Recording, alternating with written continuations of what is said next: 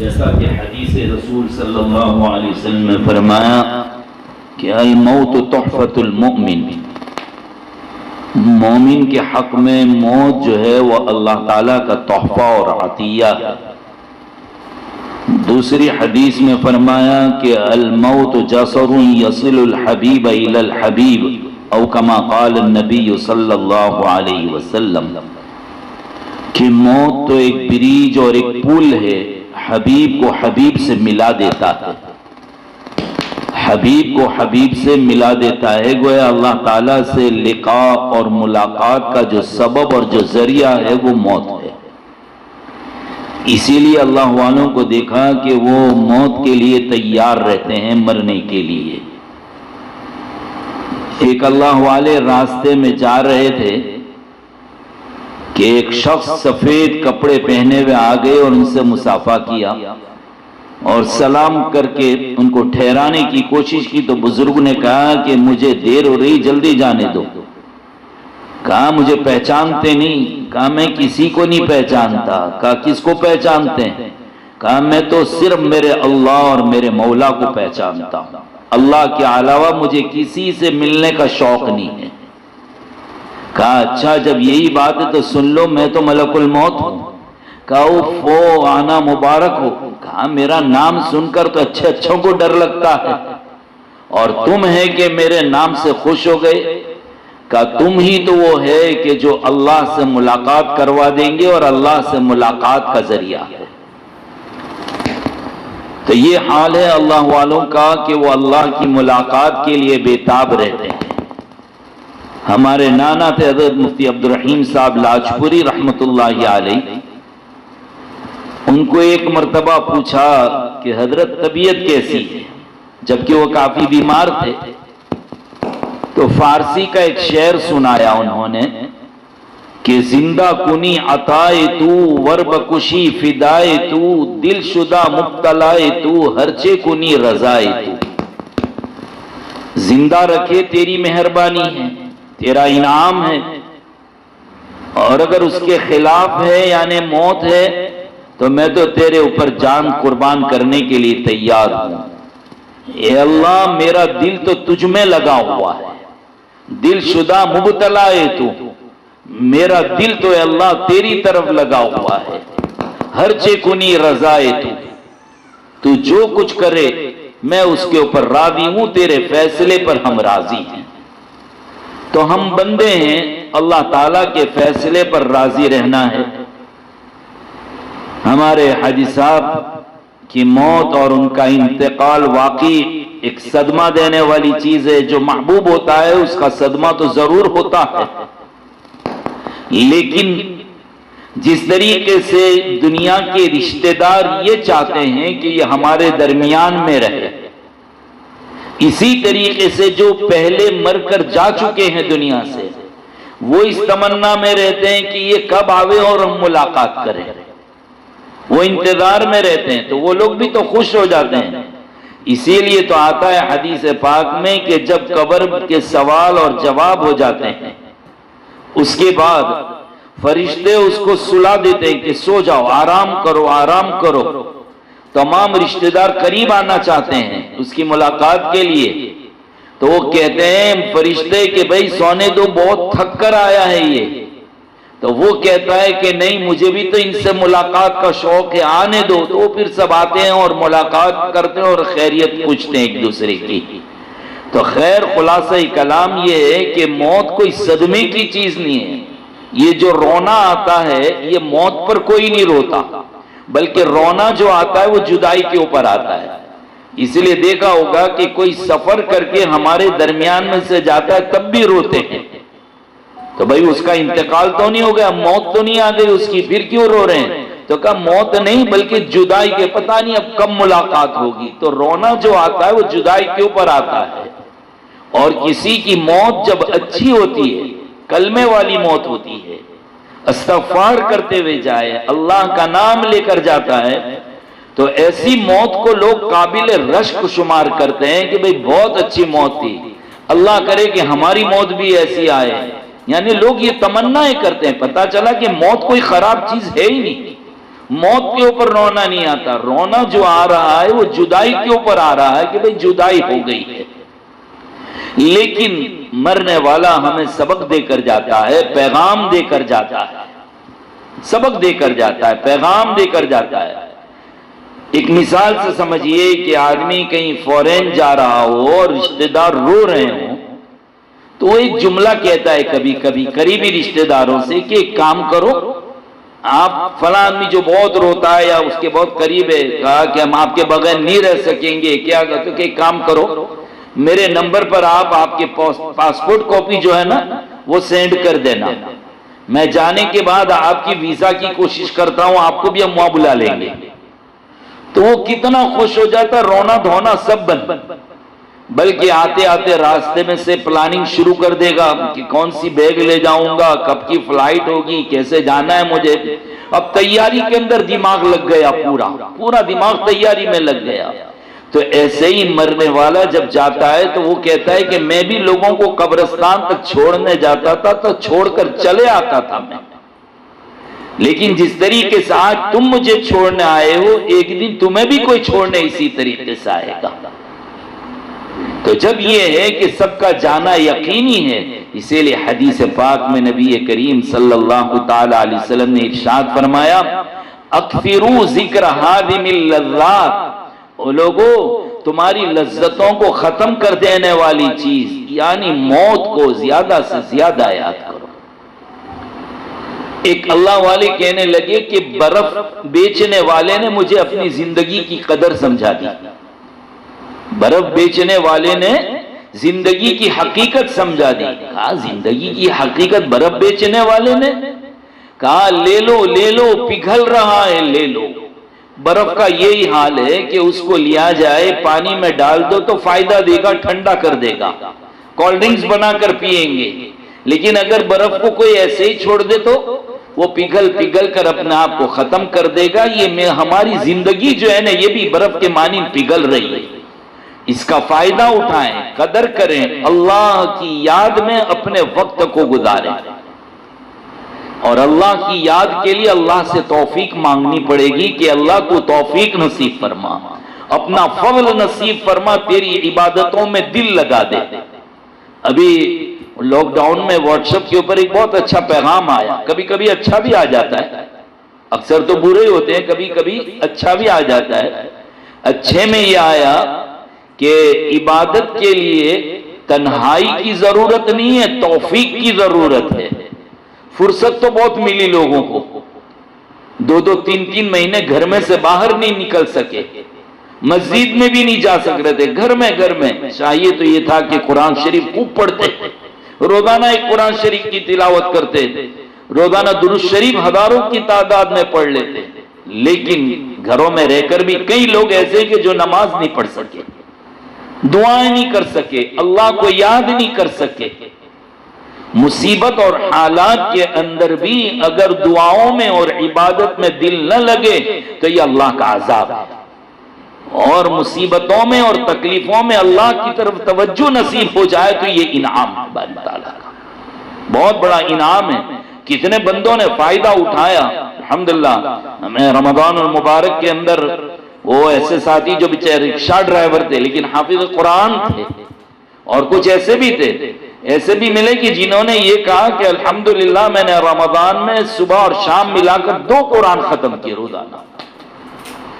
آج بھی ایسے لوگ موجود ہیں، جوان 2 قرآن شریف، حیران رہ گئے کہ ہم 2-4 پاروں میں تو تھک جاتے اور سمجھتے کہ بہت ادا پڑھ لیا ہم نے، لیکن آج کے زمانے میں بھی ایسے گئے گزرے تو لوگوں نے خوب فائدہ اٹھایا، بھرپور فائدہ اٹھایا، ہزاروں کی تعداد میں درود شریف پڑھا انہوں نے، دعاؤں میں وقت گزارا، تہجد، اوابین، چاش۔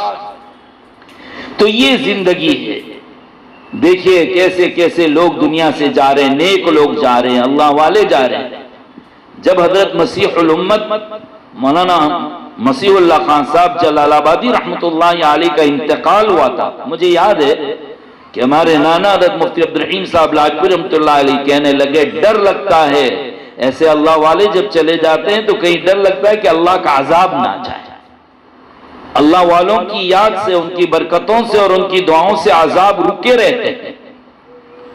بہت سے علماء، بہت سے اللہ والے اس ابھی درمیان میں چلے گئے. ہمیں دعاؤں کا اہتمام کرنا ہے. یہ اہتمام کریں کہ یا اللہ جو علماء جا چکے ہیں تو ان کی مغفرت فرما، جو نیک لوگ گئے ان کی مغفرت فرما، ان کے درجات بلند فرما، اور ان کی برکتوں سے اور ان کی دعاؤں سے جو عذاب رکے ہوئے تھے اے اللہ اس رکنے کے سلسلے کو ابھی بھی جاری رکھنا. ان کی جو برکتیں تھیں، ان کی وجہ سے جو رحمتیں نازل ہو رہی تھی، اے اللہ اس سلسلے سے ہمیں محروم نہ کرنا. اور جو علماء ابھی باقی ہیں، زندہ ہیں، اے اللہ ان کو ہمارے سروں پر صحت، عافیت اور سلامتی کے ساتھ باقی رکھ. ان کی قدردانی ہمیں کرنی ہے، ان بزرگوں کی، ان علماء کی ہمیں قدر کرنی ہے، ان کے لیے دعائیں کرنی ہیں، اور ہمیں اللہ کی طرف متوجہ ہونا ہے. اگر یہ علماء یہ اللہ والے نہیں رہے تو امت کے لیے روئے گا کون؟ امت کے لیے کون دعائیں مانگے گا؟ اور علماء یہ اللہ والے ہوتے ہیں کیونکہ ان میں کتنے حافظ قرآن ہے، کتنے حافظ حدیث ہے، کتنے حدیث شریف کے پڑھنے والے ہیں. یہ حافظ قرآن کی قدردانی ابھی لاک ڈاؤن کے اندر بھی کئی لوگوں نے نمازیں اس لیے چھوڑ دی کہ ان کے گھر میں کوئی قرآن شریف پڑھنے والا بھی نہیں، نماز پڑھانے والا نہیں تھا.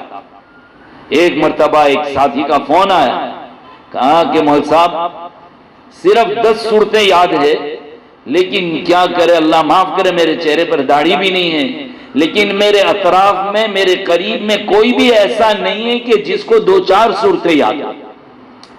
کیا کہہ رہا ہے؟ وہ ٹی شرٹ اور جینس کی پینٹ پہننے والا کہا مولانا کسی کو قرآن نہیں آتا، کچھ صورتیں بھی یاد نہیں، مجھے 10 صورتیں یاد ہے، میں کیا کروں؟ میں نے کہا الحمدللہ آپ نماز پڑھائیے اور آج نیت کر لو کہ اب یہ داڑھی کٹاؤں گا نہیں تو تمہاری امامت بالکل میں نے کہا صحیح ہو جائے گی. اگرچہ ابھی داڑھی نہیں آئی ہے، جب تک آئے گی وہاں تک اللہ تعالیٰ ثواب دے دیں گے آپ کو، تو داڑھی رکھنے کی نیت کرو، لیکن نماز نہ چھوڑو، آپ نماز جاری کر دیجئے. اور تراویح میں نے کہا 10 صورتیں یاد ہے، علم ترا سے جو ویسے بھی مسجدوں میں ہوتی ہے، آپ علم ترا سے پڑھیے. پتہ یہ چلا کہ قرآن کی چند صورتوں کا یاد ہونا بھی بہت بڑی دولت ہے. اپنے گھروں میں اپنے بچوں کو قرآن کریم یاد کروائیے. اور ابھی یہ حالات کے اندر سب سے بہترین دعا یہ ہے کہ قرآن شریف کی تلاوت بچوں کے ذریعے سے گھر میں کروائیں، آواز کے ساتھ وہ قرآن شریف پڑھیں. اللہ تعالیٰ اس کی برکت سے یہ وبا اور بیماری کو اٹھا لیں گے انشاءاللہ. قرآن شریف کی تلاوت سب سے بہترین وظیفہ، سب سے بہترین عمل ہے. قرآن شریف کی تلاوتوں کو گھر میں جاری کیا جائے. دوسری بات یہ ہے کہ درود شریف کا خوب اہتمام کیا جائے، اس لیے کہ کہا جاتا ہے نا کہ ہر مرض لا دوا کی دوا ہے صلی علی محمد. جس نیت سے پڑھا جائے گا اس نیت سے اس کام میں فائدہ دے گا. تو اپنے مرحومین کو بھی یہ درود شریف پڑھ کے ثواب پہنچا سکتے ہیں. قرآن کریم جتنا ہو سکے اب اولاد کو چاہیے، بچوں کو چاہیے کہ روزانہ اپنے ابا کے لیے قرآن شریف کی تلاوت کرے. انہوں نے ہم کو ایک نیک گھرانہ دیا، ایک نیک گھرانہ دیا. اللہ تعالیٰ ان کے ذریعے سے اللہ تعالیٰ نے ہمیں ہمارے گھر میں قرآن کی تعلیم آئی، حدیث شریف کی تعلیم آئی، اور ایک نیک گھرانہ دنیا بھی دے کر گئے، آخرت بھی دے کر گئے. ہماری ذمہ داری یہ ہے کہ اب ہم ان کو ایصال ثواب کریں، قرآن شریف پڑھیں، تھوڑا بھی روزانہ اندر دیکھ کر کچھ نہ کچھ قرآن شریف کی تلاوت کی عادت ڈالیں. دعاؤں کا اہتمام ہو، درود شریف کا اہتمام ہو. باپ جب تک رہتا ہے سب میں اتفاق رہتا ہے، لیکن باپ نیک ہوتا ہے تو اس کا اثر بعد میں بھی پہنچتا ہے. ہم یہی سوچیں کہ ہمارے ابا ہمارے درمیان میں موجود اگر نہیں ہے تو کیا ہوا، لیکن ان کی دی ہوئی تربیت اور ان کی دی ہوئی تعلیم ہمارے درمیان میں موجود ہے. ہمارے اعمال جب ان پر پیش کیے جائیں گے اور کوئی غلط بات ہوگی تو وہ کتنی تکلیف ہوگی ان کو. اس لیے ہمیں ایثار اور قربانی اور ایک دوسرے پر ترجیح دینا پڑے گا ہمیں اپنے آپ کو. ہمارے حضرت مفتی احمد صاحب خانپوری دامت برکاتہم العالیہ نے ایک مرتبہ بہت اچھی بات بتائی، میرے اور آپ سب کو پلے باندھ لینے کی ہے. کہا کہ گھروں میں جھگڑے کیوں ہوتے ہیں؟ کیوں ہوتے ہیں؟ تو کہا کہ ہر آدمی حق لینے کے موڈ میں رہتا ہے تو جھگڑے ہوتے ہیں. حق دینے کے موڈ میں آ جائے کبھی جھگڑے نہیں ہوں گے. میں یہ سوچوں کہ میرے بھائی ہیں، میری بہنیں ہیں، میرے رشتہ دار ہیں، میرے ذمے ہیں ان کے حق ادا کرنا۔ اللہ تعالیٰ یہ نہیں پوچھیں گے کہ تو نے حق لیا تھا کہ نہیں لیا تھا، ہاں یہ ضرور سوال ہوگا کہ تو نے حق دیا تھا کہ نہیں دیا تھا۔ اگر میاں بیوی یہ سوچ لے، بھائی بھائی یہ سوچ لیں، رشتہ دار یہ سوچ لیں کہ مجھے حق ادا کرنا ہے، اور اگر کوئی میرے حق ادا نہ کرے تو مجھے معاف کرنا ہے، دنیا ہی جنت بن جائے۔ یہ بہت چھوٹی نصیحت ہے لیکن بہت کام کی نصیحت ہے کہ لینے والے مت بنو، دینے والے بن جاؤ۔ اللہ تبارک و تعالی ہم تمام کو آپ لوگوں کی برکت سے مجھے بھی اور آپ کو بھی عمل کی توفیق نصیب فرمائے ان باتوں پر، اور ہم دعا کرتے ہیں کہ اللہ تعالی ہمارے حاجی صاحب کی مغفرت فرمائے، ان کے درجات کو بلند فرمائے، ان کی سیئات اور ان کی معصیات اور ان کے گناہوں کو نیکیوں سے تبدیل فرمائے، جنت الفردوس میں اللہ تعالیٰ ان کو اعلیٰ مقام نصیب فرمائے، اللہ ان سے راضی ہو جائے اور ان کو بھی اللہ اپنی ذات سے راضی فرما لے۔ وآخر دعوانا الحمدللہ رب العالمین، الحمدللہ رب العالمین، والصلاة والسلام على سید المرسلین محمد وعلى آلہ واصحابہ اجمعین۔ ربنا ظلمنا انفسنا وإن لم تغفر لنا وترحمنا لنکونن من الخاسرین۔ رب اغفر وارحم وانت خیر الراحمین۔ اللہم لا تؤاخذنا عن سوء اعمالنا ولا تسلط علينا من لا يخافك فينا ولا يرحمنا۔ اللهم لا تهلكنا بعذابك ولا تقتلنا بغضبك وعافنا قبل ذلك۔ اللهم إنا نسألك العفو والعافية في الدنيا والآخرة ونعوذ بك من كل بلاء الدنيا وعذاب الآخرة۔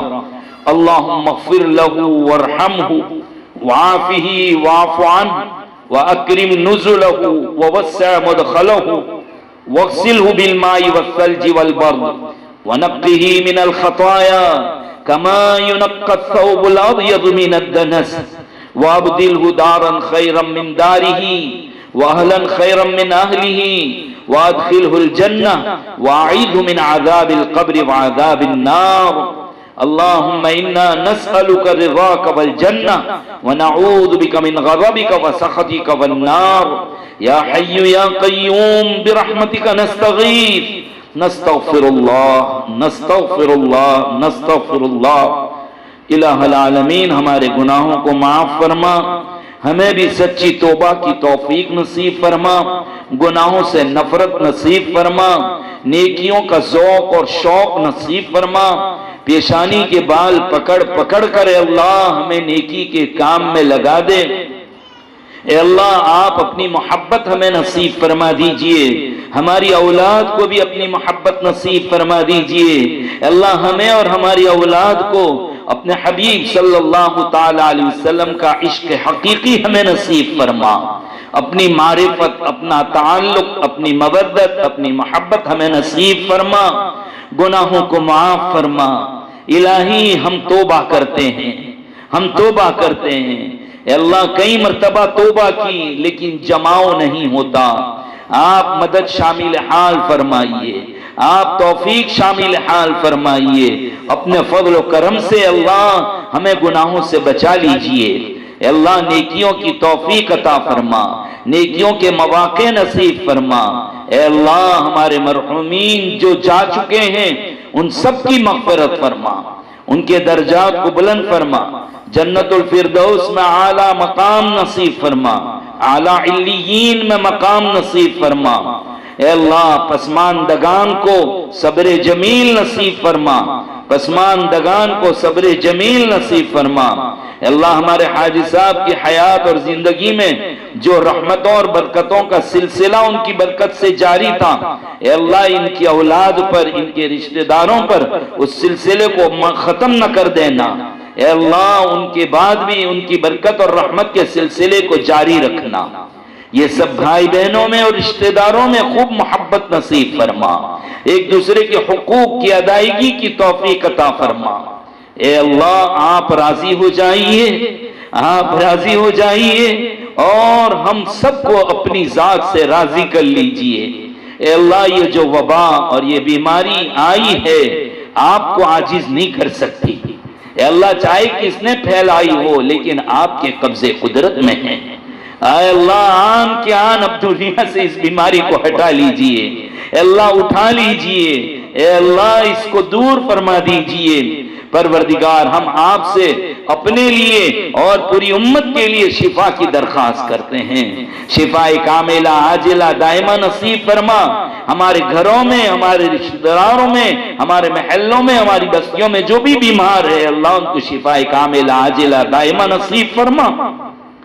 الہ العالمین اس بارش کو ہمارے لیے عذاب نہ بنانا، اسے رحمت بنانا، اے اللہ بارش کے اندر جو خیر ہو، یہ جو خیر لے کر آئی ہو اس خیر سے ہمیں نواز دے، نفع دینے والی بارش برسا، اے اللہ خوشگوار بارش برسا، اپنے فضل سے ہمارے حق میں اس کو رحمت بنا دے، برکت بنا دے، خیر کا باعث بنا دے، اے اللہ ہماری دعاؤں کو رد نہ فرما، قبول فرما۔ میرے آقا نبی کریم صلی اللہ علیہ وسلم نے جتنی خیر کی دعائیں مانگی سب عطا فرما، جن چیزوں سے پناہ مانگی ہے اس سے میں پناہ نصیب فرما۔ ربنا تقبل منا انك انت السميع العليم وتب علينا انك انت التواب الرحيم۔ ربنا آتنا في الدنيا حسنة وفي الآخرة حسنة وقنا عذاب النار۔ جزا الله عنا نبينا محمد ما هو أهله۔ سبحان ربك رب العزة عما يصفون وسلام على المرسلين والحمد لله رب العالمين۔